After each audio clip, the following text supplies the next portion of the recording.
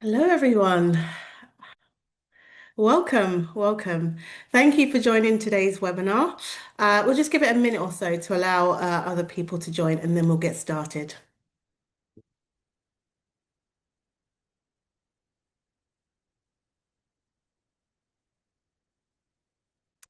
So my name is Toyosi Chakan, and I am the head of impact and delivery here at Charity Digital.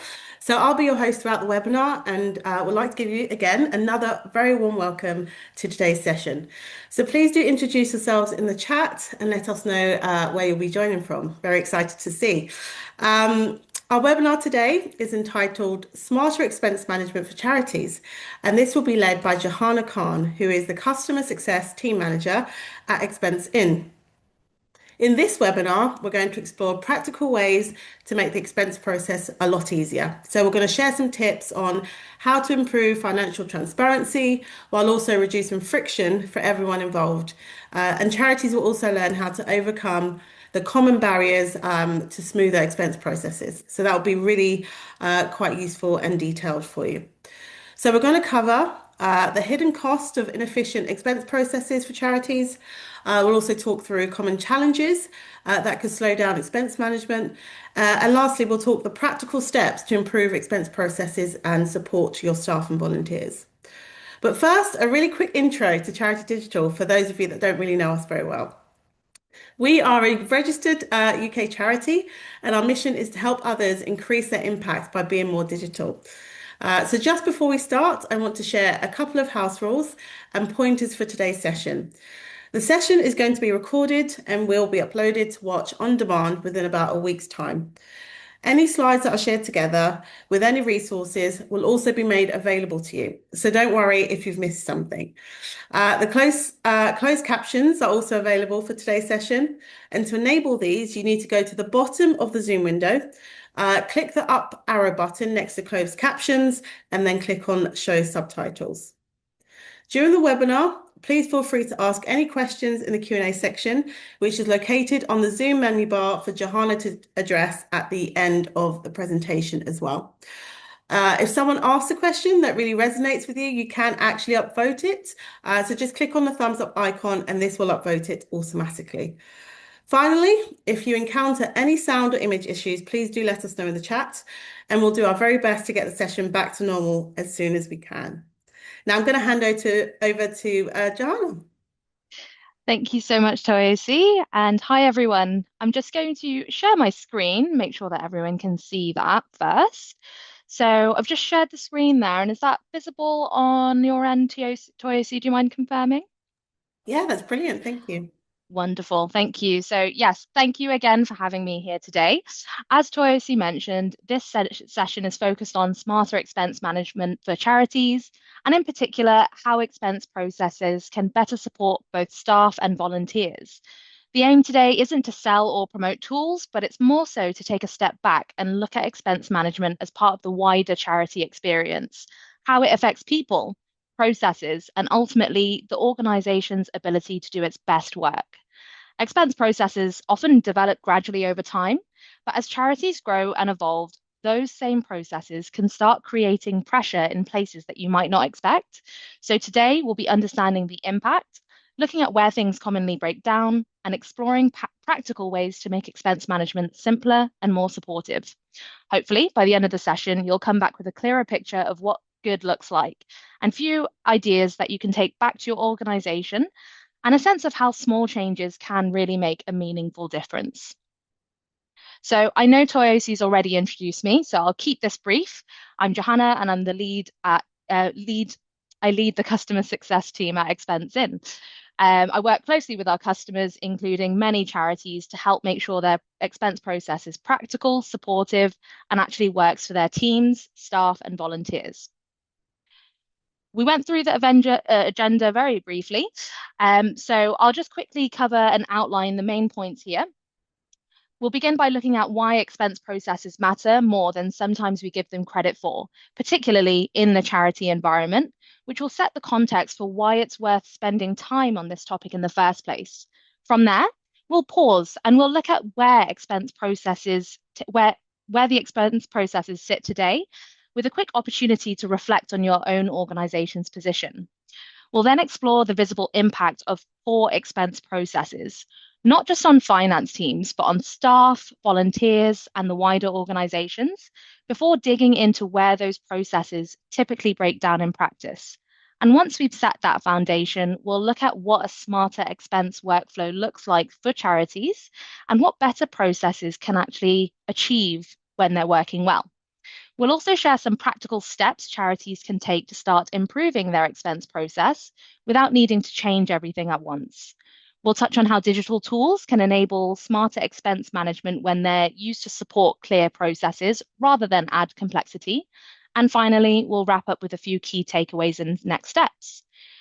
There will be some short polls throughout this session as well to keep things interactive. I'll definitely point them out when the polls appear. And then, of course, as Toyosi said, we'll leave some time for questions at the end. So I'd like to start with why the expense processes matter more than we give them credit for, particularly within charities. Expenses are a routine part of charity operations. They can range from travel, meals, postage, phone costs, and day-to-day supplies. Guidance from organizations like the NCVO also highlight volunteer costs, such as dependent care or support worker expenses, which are essential in enabling people to take part. For many charities, these costs are spread across staff, volunteers, and trustees, and that means expense activity can quickly become harder to track, even when individual claims are relatively small amounts. Both the government guidance in the UK and the NCVO acknowledge that charities may reimburse genuine out-of-pocket costs such as travel, meals, childcare, and similar expenses, but those costs need to be handled properly. As charities grow, expense processes often develop informally. In conversations I have with charities, this often comes up when teams reach a certain size. Suddenly, that process that used to work just doesn't anymore. Spreadsheets, email approvals, and paper receipts work for a while, especially in smaller teams. But over time, we tend to see these processes become harder to manage consistently. This is why guidance stresses the importance of having clear expense policies, structured claim processes, proper records, particularly as those organizations scale. When individual claims are small, finance teams still need that visibility and control. Records need to clearly show what was purchased, why it was purchased, who approved it. That oversight becomes even more important as the volume of claims increases and the organization grows. When expense processes don't keep pace with growth, the impact goes beyond finance. It can affect staff experience, volunteer engagement, and confidence that things are being managed fairly and consistently. And this is something we hear directly from charities themselves. Brandon Trust shared that an expense process which would typically have taken months has now been significantly reduced. Improvements like that aren't about adding complexity. They're about removing friction and making everyday processes work better for everyone. So, where do your expense processes sit? So, now that we've talked about why the expense processes matter, I would like to pause for a moment and bring this back to your organization. You should see a poll on your screen shortly titled, Where does your expense process sit? There's no right or wrong answer here. It's purely about getting a sense of where everyone is starting from, really. So, if you don't mind submitting the polls there, that would be brilliant. And what I want to stress straight away is that most organizations sit somewhere between the first and third stages. And what we usually find is that most organizations sit really in the middle, and that's a very common place to be. I'm not able to actually see the responses in the poll currently, but again, it's really helpful if you're able to submit that on your end. Lovely. So going through the slide, at the manual and reactive end, this is where expenses are handled through spreadsheets or paper-based claims. Approvals may happen over email, there may be limited visibility for finance, and reimbursement can be slow or inconsistent. These processes will often rely heavily on individuals and can be difficult to scale. And I've actually seen some of the responses now come through from the poll. Many, as mentioned, are sitting between the first and third. So that is really what we're seeing more often than not with people that we speak to day to day. Moving to partially structured, there are usually some policies in place and maybe a mix of manual and digital processes. Approval workflows exist, but they're not always applied consistently, and delays may still be fairly common.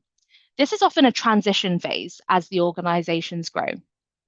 A streamlined process tends to have a clear expense policy, the submission guidelines, defined approval flows, and faster, more predictable reimbursements. At this stage, finance teams usually start to gain much better visibility over spend. And finally, fully optimized processes. These are designed to be simple and consistent for both staff and volunteers. Workflows and approvals are fully automated. Finance teams have real-time visibility and reporting, and there's a strong audit trail to support compliance. The key point here really isn't that the goal is perfection. It's about understanding where you are today and identifying where the small practical improvements could reduce friction and improve the experience for staff and volunteers and make life easier for the finance teams. So, once we start to recognize where the expense process sits today, the next question is what impact that actually has in practice. One of the areas where this is often felt most strongly and sometimes most quietly is with the volunteers. When expense processes don't work well, there's an invisible cost that isn't captured on a spreadsheet, and that's the impact on volunteers.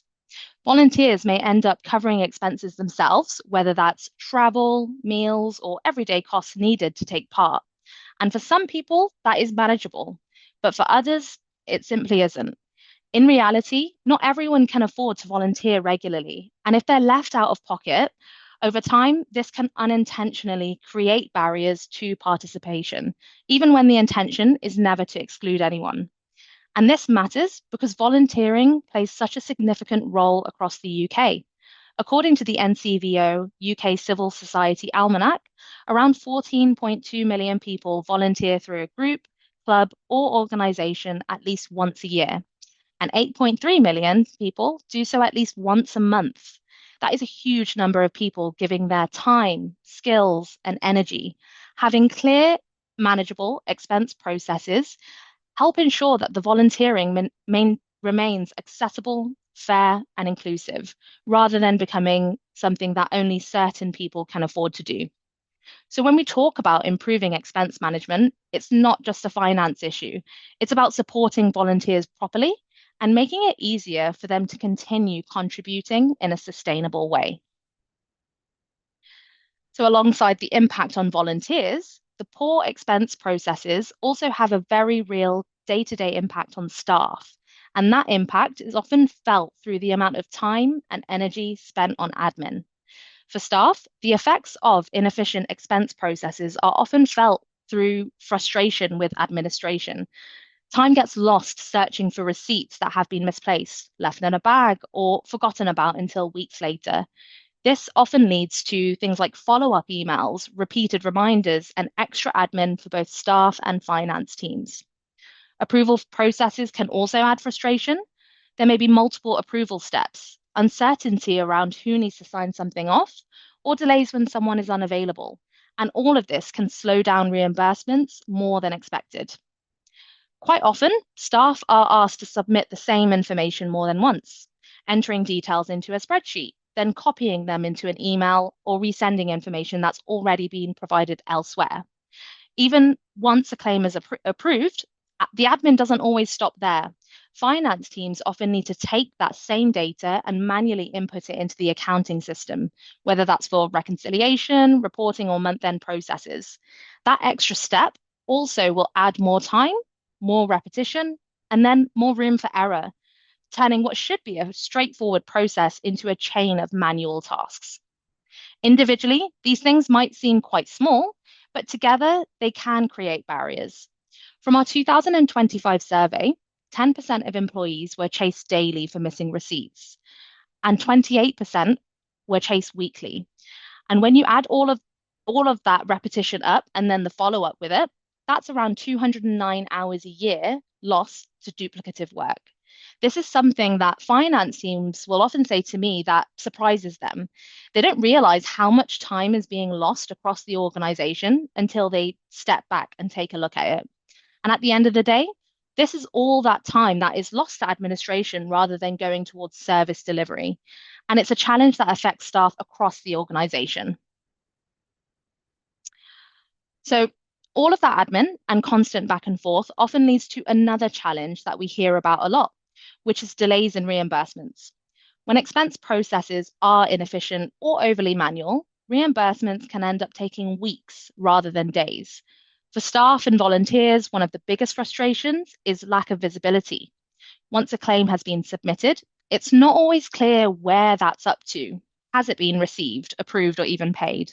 And that uncertainty can often lead to people chasing up updates simply because they don't know what's happening.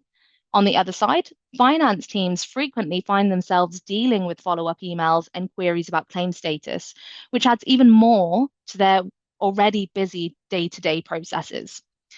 This is particularly important when we think about the volunteers.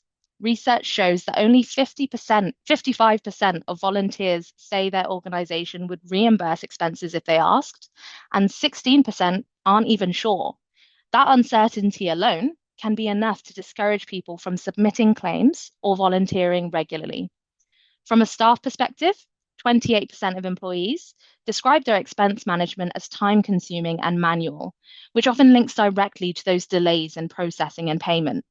And this goes beyond day to day frustration. It affects trust and confidence in the process for both staff and volunteers. Timely and transparent reimbursements play a big part in how supported they feel across the organization. So, the final area I wanted to touch on when it comes to the invisible cost of poor expense processes is unclear expense policies. When expense policies aren't clear or easy to understand, it can create uncertainty around what can and can't be claimed. Staff and volunteers may second guess themselves before submitting a claim or avoid claiming altogether because they're not confident it will be accepted. Others, they may submit claims that are later rejected or need to be resubmitted simply because expectations weren't clear at the outset. This often leads to additional back and forth between teams, those follow-up emails, clarification questions, and amendments. Again, all of this which will add time for everyone involved. This is especially important when we think about volunteers. Research from the NCVO found that 10% of people said too much paperwork or admin was a barrier to volunteering. Even when those costs are legitimate and reimbursable, unclear policies can make the process feel daunting and not worth the effort. So, having clear, well communicated expense policies helps set those expectations up front. They reduce confusion, minimize rework, and make it easier for staff and volunteers to submit claims correctly the first time, while giving finance teams the consistency and the clarity that they need. So, where do the expense processes break down? And before we dig into that, I have got another quick poll, which should be shortly coming up. How long does it take to reimburse expenses in your charity? So, if you don't mind taking a couple of seconds to submit that, that would be a great insight. So, some of the challenges you see on the screen may already sound familiar. What we've talked about so far is the impact on volunteers, the admin burden of staff, delays in reimbursement, and confusion around policies. What's helpful at this point is to take a step back and look at these issues and where they come from, not as isolated problems, but as breakdowns in the process itself. One of the common themes running through everything we've discussed is reliance on manual spreadsheets or paper claims. They often work initially, but as more people get involved and more claims come through, they become harder to manage consistently. That then leads into things like lost receipts, late claims, not because people are doing anything wrong, but because the process depends on remembering, chasing, and following up after the fact. We also see delays created by multiple approval layers. This usually exists for good reason, but over time they can slow things down, particularly when it's unclear who needs to approve what or when approvers are unavailable. Another recurring issue is visibility, or rather the lack of it. Staff and volunteers often don't know what stage their claim is at, and finance teams don't always have clear, real-time picture of what's been submitted, approved, or still outstanding. Unclear or outdated expense policies sit underneath, and many of these challenges, when expectations aren't obvious, with many of these challenges, when those expectations aren't obvious, claims can get rejected or submitted, and then again, there's that extra back and forth, which becomes part of the process. There's also a challenge of visibility at a broader level, particularly when it comes to budgets and oversight. When spending is linked to projects, services, or events, it can be difficult to understand how much is being spent and how much is still available if that information isn't visible as things happen. Without real-time insight, finance teams are often looking backwards, and without clear spend limits in place, going over budget can become complicated, even when no one intended for that to happen. And finally, onboarding volunteers often highlights these issues early on. If getting set up to claim expenses involves a lot of paperwork or unclear steps, it can create friction right at the start, and it can discourage people from engaging fully with the process. So rather than lots of separate problems, what we usually see are the same few pressure points showing up again and again.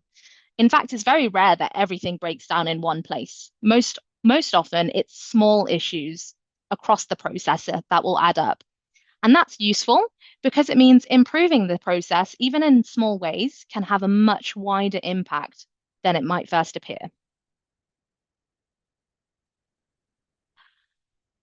So, having looked at where the expense processes tend to break down, it's useful to pause and think about what good actually looks like in practice. Before you focus on tools or systems, it helps to think of in terms of a few core principles that support smarter expense management and set the right expectations for everyone involved. Clarity is about removing uncertainty. When expense policies are clear, accessible, and easy to understand, people often feel more confident about what they can claim and how to do it. They're not second guessing themselves or hesitating before submitting expenses, which makes the process much smoother for everyone. Consistency is about fairness and predictability. Simple submission processes and defined approval flows help create an experience that feels consistent across teams and roles. When things work the same way each time, people know what to expect and trust that the process is being applied evenly. Efficiency, this is really about respect for people's time. Faster reimbursements aren't just a financial benefit. They signal that the organization values staff and volunteers and doesn't want admin to become a necessary burden. Alongside that, reducing avoidable steps helps free up time and energy across the charity. And visibility brings reassurance on both sides. Clearly tracking and transparent reporting helps people understand where the claim is and what happens next, while giving finance teams the insight they need to oversee spend without relying on those follow-up emails or manual checks. And at the heart of all of this is setting expectations. When people understand what's expected of them, what they can claim, how the process works, expense management becomes far less of a frustration and much easier to support as the organization grows. So, if those principles are what good looks like, the next step is understanding how they translate into simple, workable expense processes. It starts with clear guidelines. Defining clearly what can and can't be claimed helps set expectations from the outset and gives people confidence in the process. Calling out everyday items like travel, meals, or basic supplies makes things more tangible, and sharing that guidance upfront with staff and volunteers means there's less uncertainty later on. The next part is documentation and record keeping, and receipts play a really important role, not just as proof of purchase, but as part of maintaining good records. Having a complete set of receipts help ensures all expenses are accounted for and supports compliance with financial policies and regulations. This becomes especially important when organizations grow or when subject to audits. Simple submission is another key part of the workflow. Encouraging people to capture receipts as they go rather than weeks later makes claims much quicker and more accurate. Setting a reasonable time frame for submitting those travel or meal related expenses also helps keeps things moving and avoids a backlog building up over time. Then we have structured approval. This helps keep the process moving along.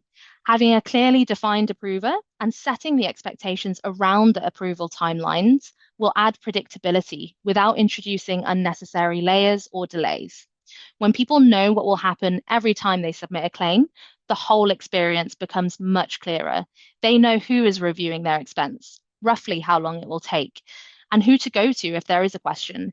This removes the need to chase multiple people or guess or having any guesswork, and it makes the whole process seem straightforward and consistent. So, building on those steps, the workflow continues with finance review. This is where claims are validated, checked against the policy, and properly recorded. The aim here isn't to slow things down, but to ensure those claims are legitimate, compliant, and supported by clear audit trails. The categorization of the expenses also helps create better insight over time with the spend. Prompt reimbursements are another important part of the process.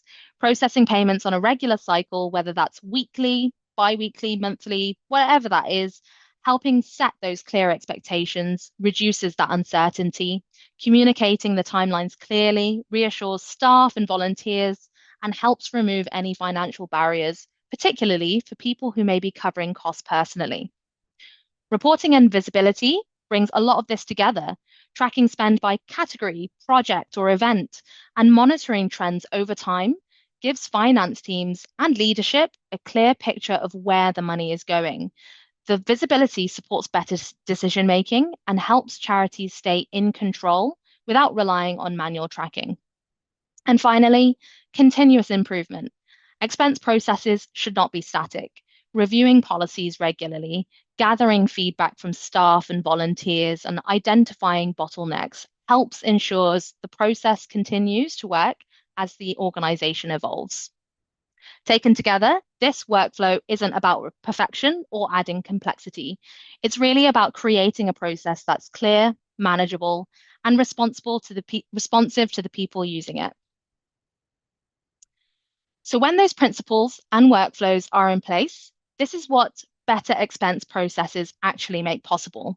What's important about this slide is it's not about doing more work, it's about what becomes easier when the basics are working well. So first, improved consistency. When those policies are clear and submissions are standardized, there's less room for error and far fewer out of policy claims. That consistency reduces rework and brings us back to the earlier point about predictability. People know what to expect, which means fewer questions and less follow-up. Stronger oversight follows naturally. Defined approval steps give finance teams better visibility over spending, and it helps them maintain that control without having to rely on those manual checks. Accurate records are another key outcome. Proper documentation and validation means there's a reliable audit trail in place. That reduces stress at audit time and gives confidence that the spending is well supported and also transparent. Better processes also helps reduce gaps in the workflow. When steps are clear and streamlined, the delays, bottlenecks, manual errors are minimized. Not because people are working harder, but because the process itself supports them better. And finally, increased accountability.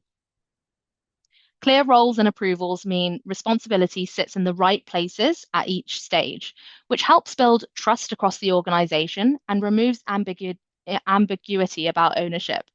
Taken together, these outcomes shift expense management from being a source of friction into something that quietly supports how the charity operates day to day. Ultimately, when these things are in place, people are freed up to focus on the work that they're actually there to do. Finance teams spend less time chasing information, and staff and volunteers spend less time navigating admin and more time delivering services and supporting beneficiaries. When expense processes run smoothly, they sort of fade into the background. And when charities tell us that things are working well, it's rarely because it's all perfect. And it's more so that it's no longer something that people have to think about as much in their day-to-day roles. So if you're thinking about where to start, This slide pulls out a few practical steps charities often focus on first to improve their expense process without trying to change everything all at once. So when charities start looking to improve their expense process, it often makes sense to begin with what is already in place. A good first step for this is reviewing your current expense policy. Checking whether it's up to date, that it's fit for purpose, can make a huge difference. For example, are there clear limits or guidelines for different type of spend, like meals or supplies? And are those expectations still relevant to how your organization operates today? The next step is mapping your existing workflow and understanding how those expenses actually move across your organization. This will help highlight where the things tend to slow down currently. Is there a single approver or multiple levels? Do they change depending on the project or event that it relates to, or even the amount being claimed? Often, just visualizing that workflow will bring some clarity. And from there, it becomes easier to identify bottlenecks and manual tasks. Common examples we see in charities include waiting for approvals when someone is off, finance teams re-entering the same information, or claims getting held up because the receipts are missing or unclear. Introducing clear submission guidelines can also help keep things moving. Setting simple expectations, such as submitting expenses monthly, for example, or within any certain time frame, gives staff and volunteers that clarity and helps those claims or prevent those claims from building up over time. And finally, charities many charities may want to explore digital tools to reduce the admin. And the aim here isn't technology for its own sake, but it's really about making the process simpler and more manageable. These tools are designed to support clearer submissions, smoother approvals, and better visibility, helping to reduce the manual effort involved for everyone. And the main point is that these steps do not need to happen all at once. Even small changes in one or two areas can make a huge difference with how the process feels day to day. So at this point, we've talked about what good processes look like and how charities can start improving them. A natural next question is how digital tools can help support that work in practice. And before we go further, I'd like to get a quick sense check of where everyone is today. So you should see a poll on your screen asking whether your charity is using a digital expense management tool, whether you're already using one, you're considering it, or aren't really sure of what the options are available yet. It would be great to get an understanding of where you are. So, when charities use digital tools, the real value is when those tools support the right workflow that you already have, rather than changing how everyone works overnight. Starting with submissions, digital tools often make this much simpler by offering mobile apps that allow people to capture receipts and submit expenses on the go. If your claimants are anything like me, I've been so guilty of losing a receipt by the time I get to submitting my expenses in the past. Being able to snap a photo and know that the receipt is waiting for me on my account makes it so much simpler when I'm ready to submit that. And it almost acts as a prompt if I do forget. That means less reliance on remembering to keep hold of the receipts and fewer delays between spending money and submitting a claim. Approvals can also move more smoothly. Many digital tools send notifications to approvers when there's something waiting to be reviewed, and reminder notifications can help prevent claims from being stuck. If an approver is out of office, approvals can be often redirected to someone else so that the process continues rather than stalling. And it just means that those claimants don't have to wait until the approver comes back from holiday, for example. And that approver does not have to come back to a long list of expenses to approve upon their return. Visibility is another area where digital tools make a noticeable difference. Staff and volunteers are able to see the status of their expenses at any point, whether it's been submitted, approved, or paid, without needing to email anyone else for an update. Finance can also gain oversight on the expenses across the whole company. They can access reports whenever they need them, whether that's overall spend, costs linked to a specific project or event, or to simply analyze trends over time. There's also a significant impact on admin time. Automation can remove a lot of manual work. Things like receipt scanning to reduce data entry, reviewing claims more efficiently, or posting expenses into an accounting system All of that frees up time for what really matters rather than processing. And finally, digital tools can help strengthen security and compliance, such as system-based policy checks, flags for out-of-policy claims, and accessible audit trails help ensure spending is consistent and also well documented.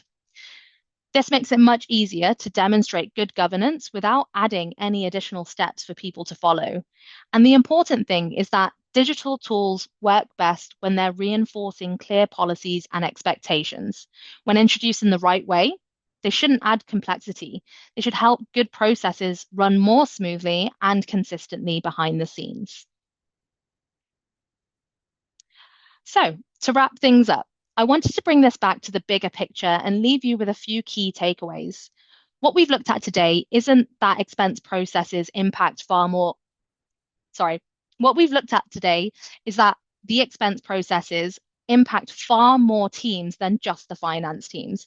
When processes don't work well, the hidden costs show up elsewhere in staff time, volunteer experience, unnecessary admin, and reduced visibility across the organization. Clear, structured processes help reduce that risk and removes unnecessary admin, not because people work harder, but because expectations are clearer and workflows support them better. One of the most important points is that small improvements can genuinely have a big impact. Reviewing a policy, clarifying those approvals, setting submission expectations, or improving visibility can all make a noticeable difference without a full overhaul. And ultimately, when these complications are removed from expense management, charities can spend more time focusing on delivering their mission and supporting people who actually make that possible. If you would like to build on what we've covered today, we have put together a guide and a blog specifically designed to help charities strengthen their expense management processes. And this will be sent out to everyone who have registered for this session. They go into more detail and also provide practical advice you can take away and apply at your own pace. And if you are exploring any digital tools, ExpenseIn does offer a 15% discount for charities, and our teams are always happy to talk through whether it is the right fit without any pressure. If you would like to continue the conversation, my details are on the screen, and you're very welcome to get in touch. And yeah, thank you so much. I guess it's time for questions, and I'll hand over back to Toyosi. Wow, thank you so much, Johanna. That was really brilliant. And there's, definitely a lot of helpful takeaways there. So thank you. Thank you. So we've had some previously submitted questions. So I'm going to go run through those now. Please feel free if you've got any other questions to add them in the Q&A box. We'll be happy to run through those as well. But let's go through some of the previously submitted questions first. So the first one I have is how long does it usually take for charities to get up and running with a new expense process or a new system? So I guess this really does vary depending on the charity, their existing processes, and how much time they're able to dedicate to get set up. There really isn't a one size fits all answer. But what we typically find is that the smoother preparation, the smoother the setup, with that, essentially. Going back to some of the practical steps that we talked about earlier, having that clear expense policy, a good understanding of the workflows, knowing where your current bottlenecks sit makes a huge difference with that implementation. Using ExpenseIn as an example, charities are often up and running within 3 to 4 weeks, but a lot of that depends on how quickly decisions can be made internally and how clear those processes are upfront. When those foundations are in place, the implementation tends to be much simpler and less disruptive. Amazing, thank you. I've just seen one question come through in the Q&A box, so we'll go to that. Does ExpenseIn integrate with QuickBooks? Yes, it does integrate. We have a direct integration with QuickBooks. So once the expenses are submitted, approved, and have the final review by finance, it's actually 2 or 3 clicks, and then all of that information appears within QuickBooks with the relevant coding, things like projects. If you do projects or events, all of that can be imported within a few clicks. Brilliant, that's good to know. And where should we start if our current expense process is completely manual? Great question. So, because moving away from manual processes can feel like quite a big step at first, in reality, the implementation is much more straightforward than people expect, particularly when there's clarity around that existing process. A lot of the information is already there, you've got it on your spreadsheets if you're doing the manual spreadsheet process at the moment. And it's really about bringing that together in a more structured way. So with ExpenseIn, charities are supported through the setup with guidance on configuring those policies and user access. There's the full training that's provided with it. And there's also time built in to test everything properly to make sure that it fits in with how the organization works day to day. Importantly, as well, on top of that, implementation isn't the end of that support. Ongoing support with, the support team and customer success means that as the charity grows, those processes evolve, you've got the support and the assistance with it. That's great. Maria Rose has two questions, and I'll read the first one. Does it integrate with credit card companies? Great question. Yes, it does. So if you have a credit card with Visa or MasterCard, we offer data feeds at no extra cost. And it means when the payments are made in the real world, they will integrate automatically as an expense on the end user's account. So if you have credit card holders, what we actually find a lot actually is with some card holders, they know the payment's not theirs, it's not their own money. So they tend to be a bit slower to submit those expenses. But what happens is with that data feed, it creates an expense on their account. They just need to upload the receipt via the app, and it makes it so much easier for them to do that on a timely manner as it's not that much extra work for them. We also offer cards of our own. So if you're looking for a card, we've got that as an option with controls. But yes, if you've got an existing card, we can link that with ExpenseIn. Brilliant. I'll read Maria's second question. How does reimbursement work? Is it through ExpenseIn or through Charity Bank? Great question. So, with the current way that ExpenseIn works, you'll be processing from submission approval into the accounting system, which is when the reimbursement takes place. So, at the moment, the reimbursement doesn't happen directly within ExpenseIn unless you use an a system called Telaroo. We do integrate with Telaroo that provides that service. What I will add, though, is what is currently on our roadmap is the ability to reimburse staff directly from ExpenseIn. So it's something that we are developing as we speak, and soon you will be able to reimburse staff for those expenses without having to leave the system, but you can do it via the accounting system for now. Great. A couple more questions in the Q&A box. The first being, can you give an idea of monthly costs? Is it per user? So with our pricing, it is dependent on active usage and how many active users you have on a monthly basis. So the costs do vary dependent on the numbers of active users you are. And what I mean by active users are the people that create an expense on a monthly basis. So if you have, 10 users, but you have 50 staff, but only 10 to 20 of them are claiming, you're only really going to be paying for the people that are claiming expenses. Those that are approvers or finance teams aren't actually charged on a monthly basis. What I would recommend, and what I'm going to do is actually get my email back on the screen. If you do want to have information on what our pricing is, if you were interested, reach out to me and I'll get information on what your active claimants are on a monthly basis. And I can then give you a quote and with that 15% discount, of course. Great, thank you so much. The questions are coming, which is brilliant. Amazing. The Brilliant. next one. How does it handle deducting home to place of work mileage claims? Great question. So we do have a feature for commute distance, which will essentially just you can enter in, it's a setting within the system and it can remove the commute distance from the mileage claim. What's helpful is the mileage feature that we have links to Google Maps. So you can simply enter the postcodes of where you're traveling from and to, and then you enter that commute distance, which is automatically deducted from the mileage claim. Amazing, great. And Virginia has a question. We use a lot of volunteers during the summer holidays. Does the pricing model support this kind of model?